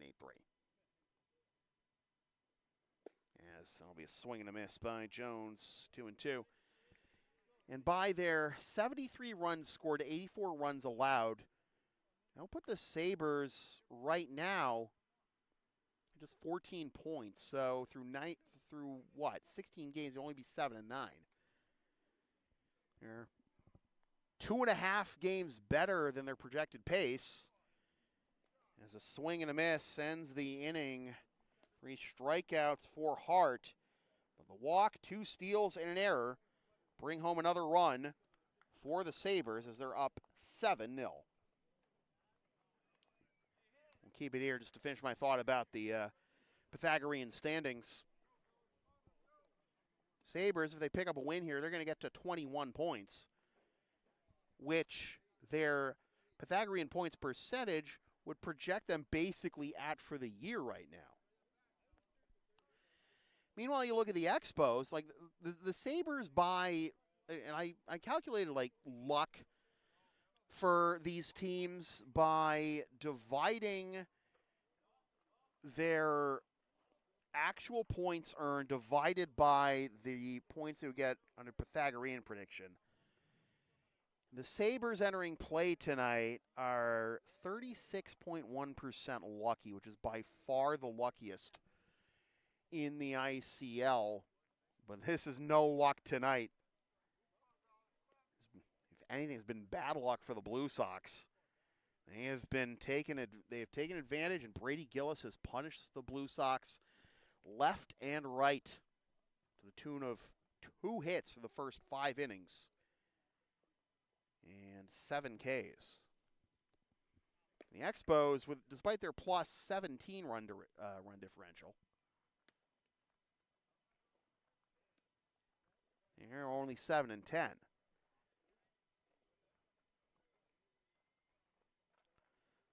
Right now, that run differential would predict a record of 10-7,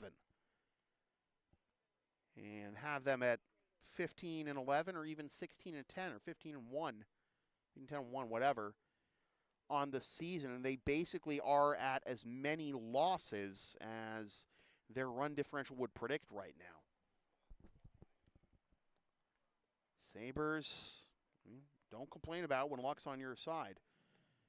The Expos, 30% unlucky, basically. The Mad Dogs have a -5 run differential, but they're 7-10-1, and that counts for about 13% bad luck on the year for Malden. All the other teams are sub 9% lucky or unlucky. The Blue Sox are just under 4% lucky. They are arguably performing better than they should.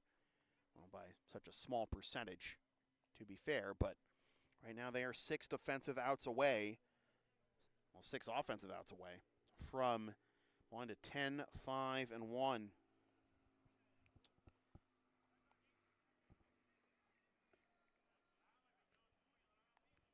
Carlos Ramirez first to bat here in the bottom of the 6th. Swings and misses for strike 1.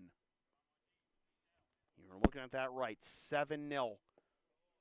Stoneham Sabers on top of the Lexington Blue Sox.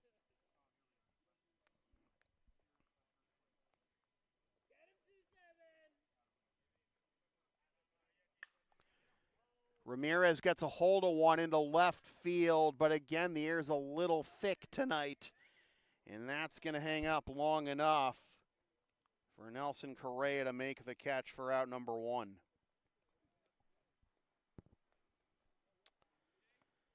And Carlos, who reached on an error his last time up, is now 0 for 2, and the lineup turns over for McElroy. He was 0 for 2 out of the top of the lineup with a strikeout and a pop-up to short. Bounces to the plate for ball 1. And the Blue Sox will run it back with the Sabers on Monday night, same time, same channel. In between, they got a date with the Expos at Recreation Park in Stoneham Sunday afternoon. Here's a flare to right center field, and that'll be a diving catch! Austin Brune laying out. Doesn't matter if it's 7-0 or 1-0, laying out to rob McElroy of a base hit, 2 down.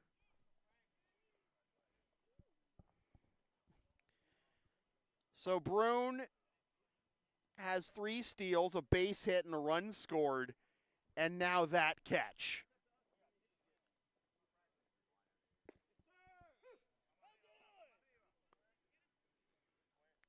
Oh, and 1 is the count to Landero.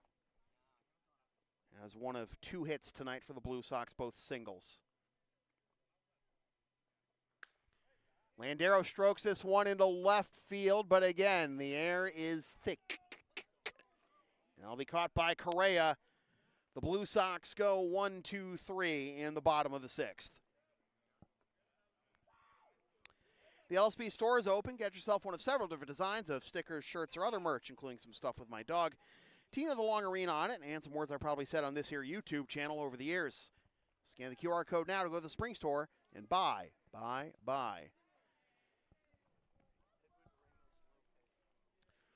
And are you down with a sound called LSP? Of course you are. And follow and support us on the web.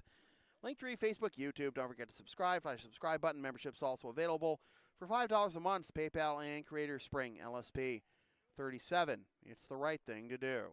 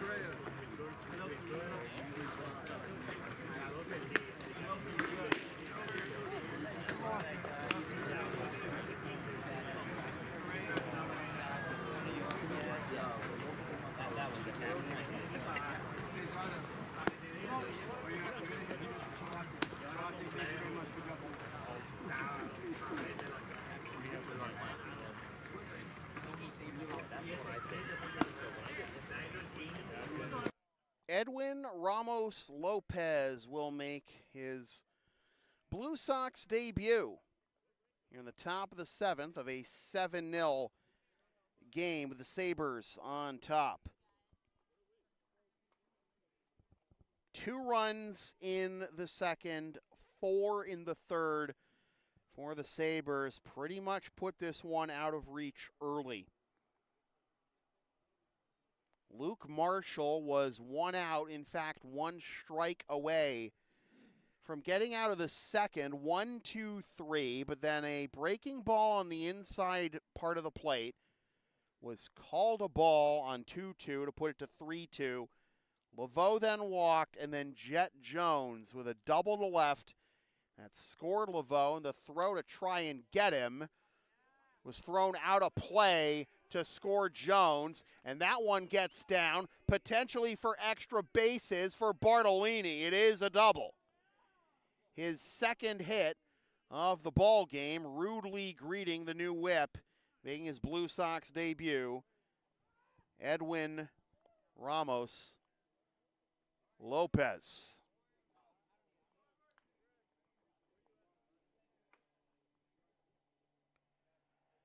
Blue Sox in danger of losing back-to-back games for the first time all year.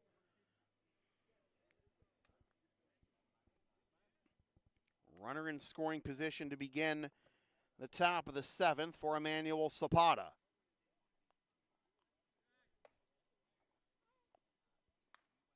So Bartolini's now 2 for 3. Single in the 4th. And a double now here in the 7th as that goes upstairs for a ball, 1-0. The Blue Sox have been held to just 2 hits, both singles. 4 base runners all night for the home team. Bartolini dancing off of second. And this will be hit into the right center field gap. That'll be run down for the catch. Bartolini tagging, and the throw offline, but kept close enough. So Zapata is retired. To third goes Bartolini for out number 1.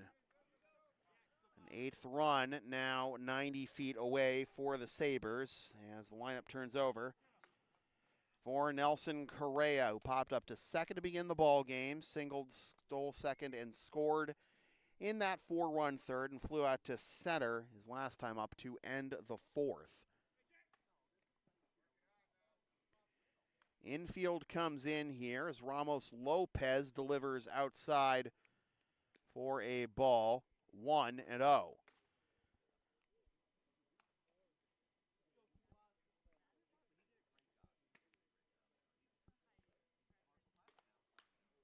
Popped up right side into foul territory. Pavlik, 2 down.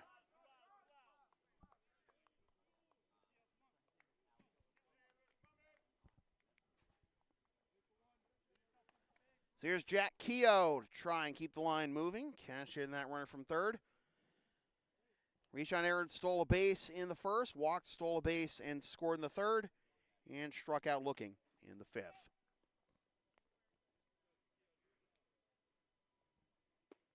He'll be in there for a strike, 0-1. In the bottom of the 7th, the Blue Sox will send 3, 4, and 5 to the plate at Tiles, Corliss, and Jimenez.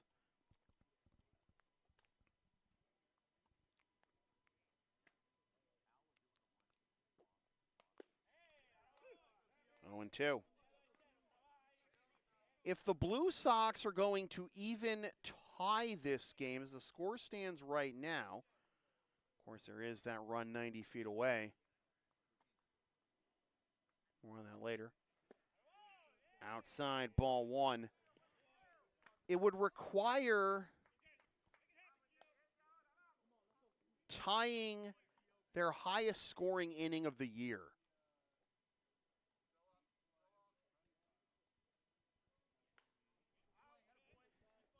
And if the Sabers do bring home Bartolini here, in order to tie, the Blue Sox would need their biggest inning of the year outright. Their highest scoring inning this year was the top of the 5th against Mass Envelope back on June 26th, that Mercy Rule 17-4 win. Outside for a ball, 2-2.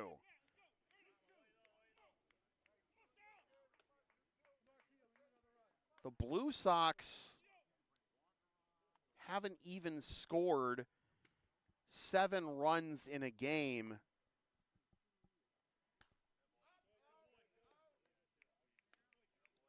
more than 5 times this. They've only scored 6 times this year. Scored 7 runs in a game.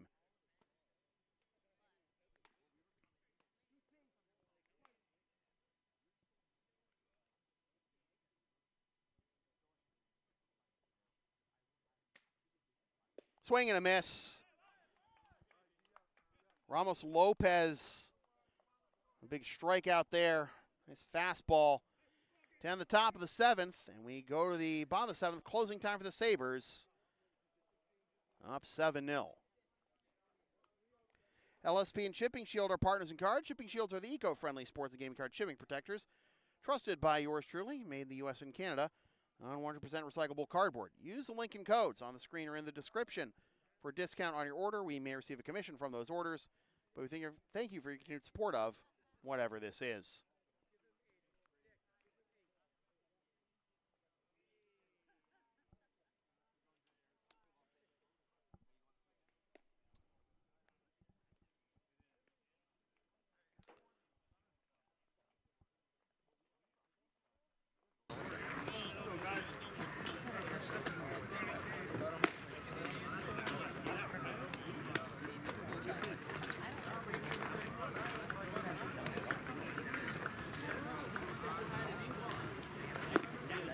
Okay, Flaherty. Let's go. Lock it in.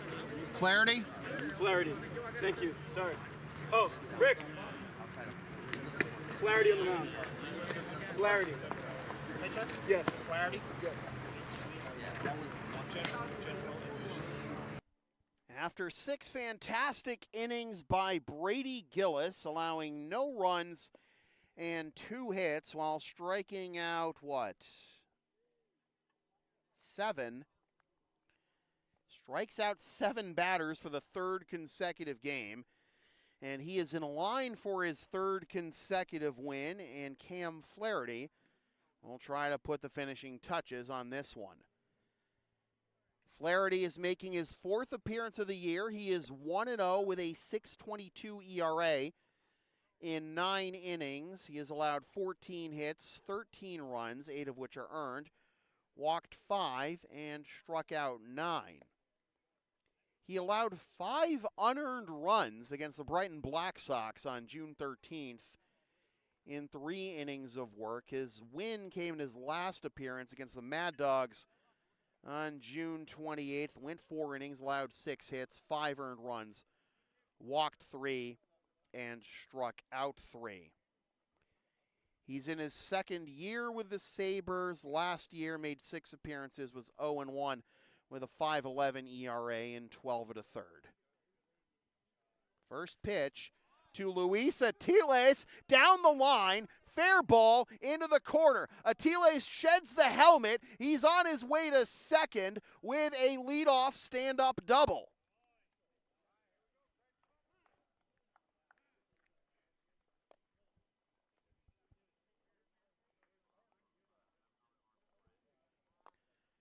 Well, it only took getting Gillis out of the game after 6 innings to get the Blue Sox first extra base hit of the ball game. Atiles is now 1 for 2. He was one of 4 base runners prior to that for the Blue Sox. He was hit by a pitch last time. Now picks up a double. Keeps that 500 average in play. Obviously nowhere near enough plate appearances for the batting title, but now here is Craig Corliss. Strikeout and a fly out to center. 0 for 2 on his line. Again, both against Gillis. Swings at the first one and has fouled off for strike 1.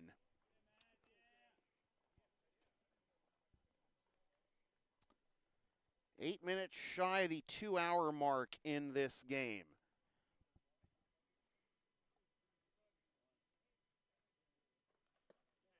Corliss takes down and away for a ball.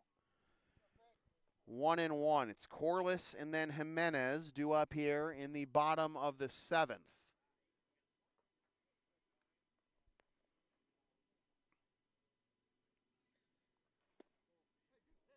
Two and 1.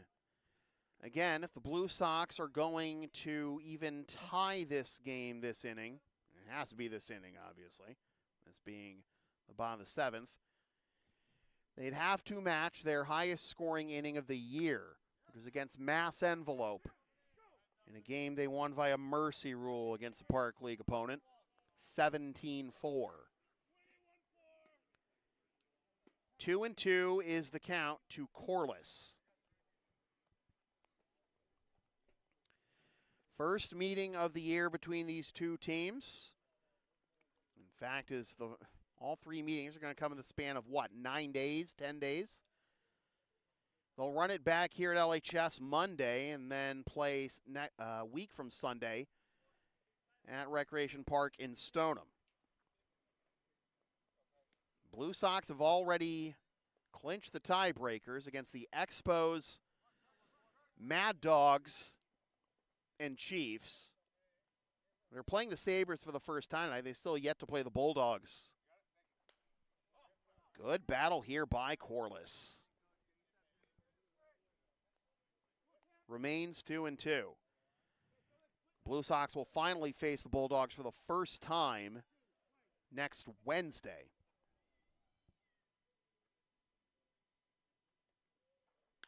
Stroked into left center field, and that will be caught. And a throw back to second, nearly doubled off Atiles, but he is safe. And that is out number one. And that's been one recurring theme for the Blue Sox. And they haven't had a whole lot of hard hit balls in this game. Obviously, just now getting to 3 hits in this one. The air's thick tonight. And too many line drive outs in this game. As Jimenez takes ball 1.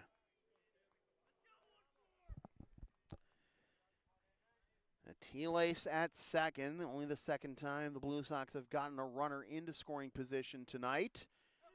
That's in there for a strike, and it is 1-1.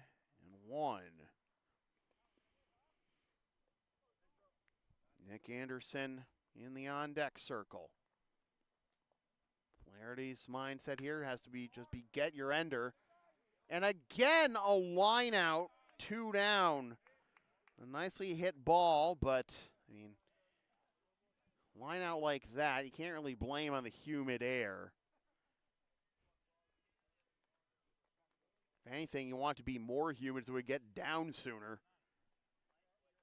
Alas, the Blue Sox now down to their final out in the person of Nick Anderson, who is certainly glad to see Brady Gillis go after striking out twice against him. Misses upstairs for ball 1. And the Blue Sox, any team could very easily just rolled over after that 4 spot in the top of the third. They kept battling to, let's give them credit. After falling behind 6-0, but just sometimes the other pitcher is just on one. And you can't fault yourself for that. And the errors, obviously, a concern, absolutely. That happens sometimes, though. How do you respond, though? Unfortunately, the Blue Sox have not really been able to respond well enough in this game.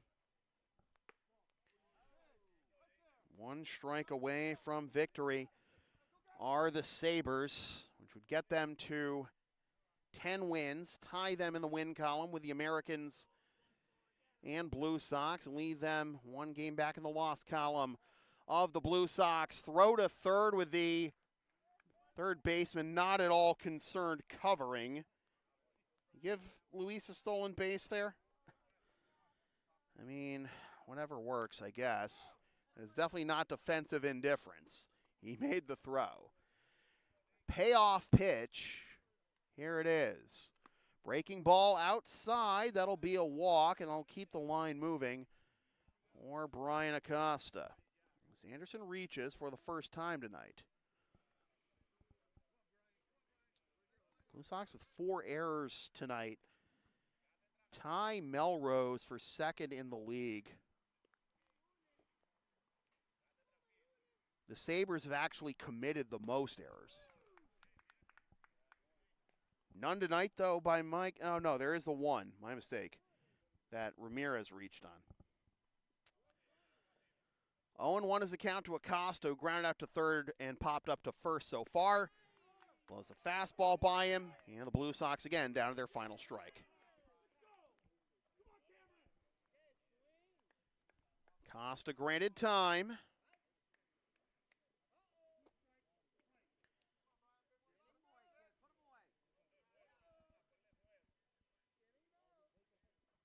Swing and a miss. Good morning, good afternoon, and good night. Brian Acosta and the Lexington Blue Sox as the Stoneham Sabers come into LHS and post a 7-0 shutout of the Blue Sox. Sabers win. Brady Gillis picks up the dub. Luke Marshall takes the L.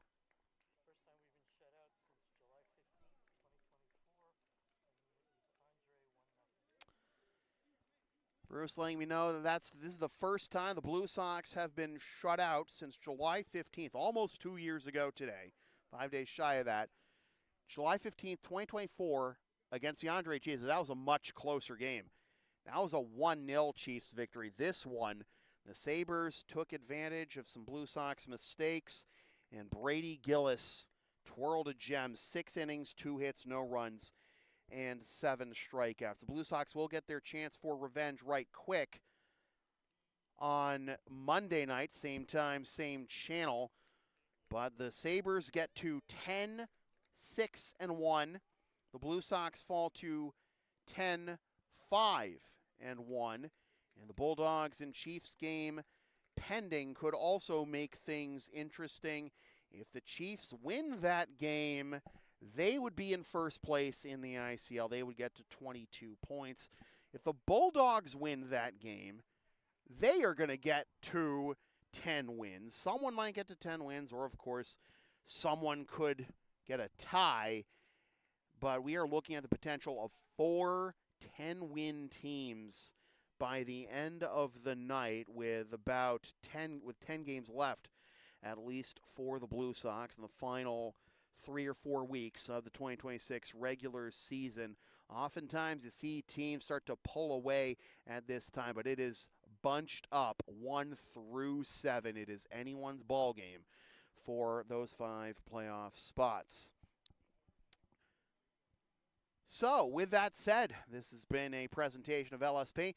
Something for everyone since 2011. Copyright 2026 on unauthorized redistribution of any portion of this broadcast without the express written permission of LSP is strictly prohibited. A reminder that if you'd like to support future LSP content, you can do so by buying shipping shields using the link and codes on the screen or in the description.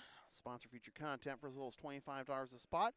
Buy some of this fabulous merchandise from the LSP Spring Store. And, of course, you are down the sound called LSP.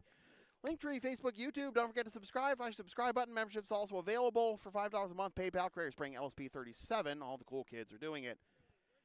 And we will see you fine folks. Same time, same channel, same field, same teams. Monday night. Sabres and Blue Sox, round 2.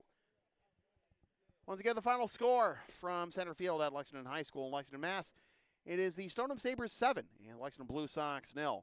For all my righty friends here at LHS, my name is Sam Feely, reminding you forever and always, freelance isn't free. Thanks for tuning in. Fresh for 2026. Suckers. Love you, Katrina. Party hard, Caitlin.